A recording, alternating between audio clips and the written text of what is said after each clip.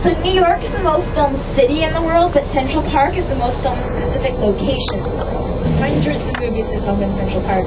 Well, unfortunately, the Friends Fountain does not really exist. It was part of their set in LA, and it's not a real fountain, but they based the model of their fountain on this one. So the one on the show does look very similar to this fountain, but it's just much smaller. They did originally film in this fountain with the actors. This particular Trump Tower is where Donald Trump lives. He has the top 4 floors of that building. That's his private residence. The building behind the flags there at the end of the promenade is 30 Rockefeller Plaza. Anyone here watch 30 Rock? Uncle Ben gets shot and killed on the sidewalk right here in front of the library. Also Ghostbusters. The first time you see any supernatural activity in Ghostbusters is when the books are floating off the shelves of the library by themselves. Also Breakfast at Tiffany's, when Holly and Paul are doing their day of fun things they've never done before. Holly's never been to a library, so he brings her here and they check out his book.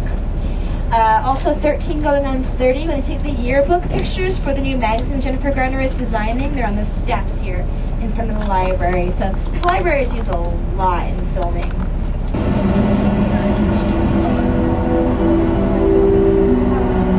So to your left, there it is, the triangular building, the Flatiron building. This whole neighborhood here is called the Flatiron District.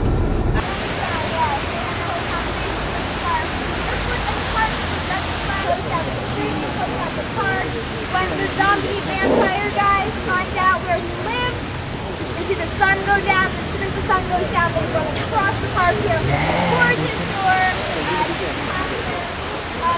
They kill a guy accidentally, and they go to jail and don't get out until they're adults. And this is the subway station where that all happens. So it's this green covered subway entrance right there to your left. There it is.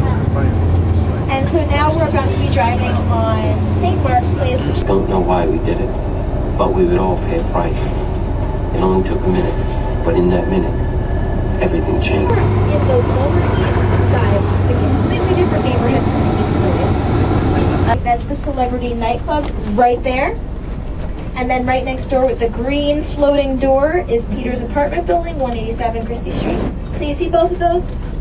You see what I'm talking about? Okay. You can see the Law and Order courthouse used in every single episode of Law and Order. Anyone who wants to get off the bus here, go for it.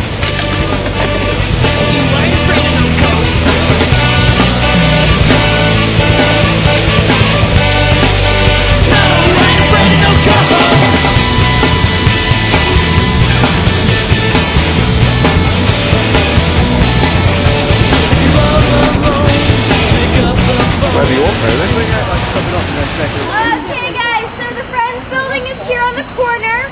This building looks smaller than you expected. They made the building look bigger on the show intentionally using some camera tricks. They would put the camera down on the ground, very wide legs on it, and have it pointing up so it looks like it's towering above the camera. And they also sometimes pan up the side of the building outwards with the camera. When they do that though, they don't show you the entire thing from bottom to top. They only show you a section somewhere. So if you don't know where it starts and where it ends, your mind keeps on extending it as it goes on much further, even though it really doesn't. But if you think about it logically, the Friends don't have an elevator, a lift in their building. They're always walking up steps to get to their apartment, and they are supposed to be on the top floor. And it's actually illegal in New York to have a building over 6 floors with no lift in the building. So if there's no elevator, they have to have 6 floors maximum, so it has to be a pretty small building. The reason they chose to use this building, even though it wasn't as big as they would have liked it to be, it's in the West Village, and they say the Friends are supposed to live in the West Village. It's Will and Grace's. No, it's not. No, it's the Friends building, which is. I don't know, I don't know. It's good, isn't it? Fringe? You want to watch Fringe? I don't watch that particular show, so I don't really know who the actors are. I know Jonathan Jackson is on it. Do you see him anywhere? Wow. And then the guy from Lost who plays Abaddon on Lost, he's in this show. So this is an example of, like I was explaining earlier, they still let traffic go by, still let people walk by, as long as the camera's not in the middle of running.